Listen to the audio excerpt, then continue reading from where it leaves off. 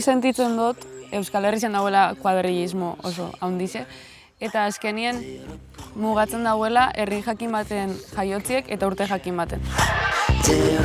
Taldetasun bat benetako izateko uste dut, egon behar dela zaintza, elkarzaintza denon artean, konfiantza, laguntzeko prest. Kontu zibili behar gara, ze azkenian hain irmoak eta hain itxiak diren espazio sozialak oso toksikoak bilakatu aldira, ez? Sortzen ditula harreman oso dependienteak, ez? Osea, eta mugatzen zaitu espazio bakar batera non zuk daukazun gaitasuna bakarrik harremantzeko isa jenderekin, ez?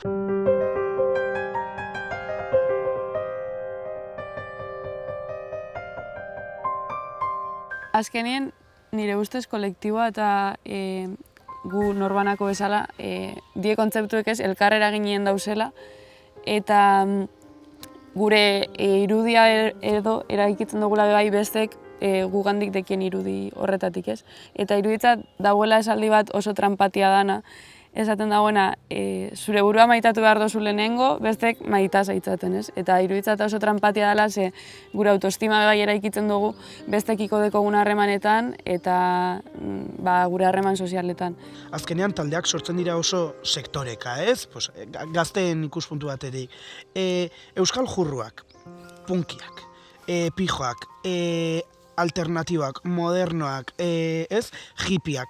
Eta nik uste azkenean bertan parte hartzeko edo zirkuloren batean sartzeko batzutan jotzen degula performatze batera, ez?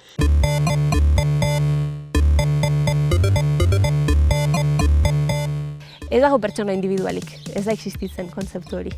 Ez dago inor guztiz loturarik gabea gizatearra den edo mundutarra den osoarekiko.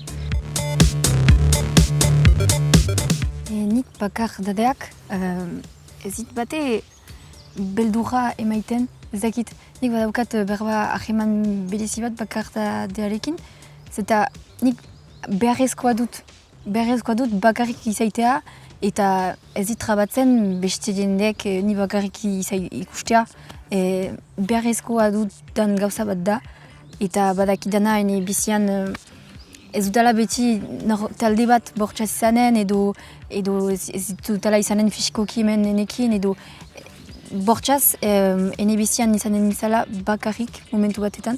Eta beraz, garrantzitsua dela jakitea izaiten bakarrik eta maitatzea zakit.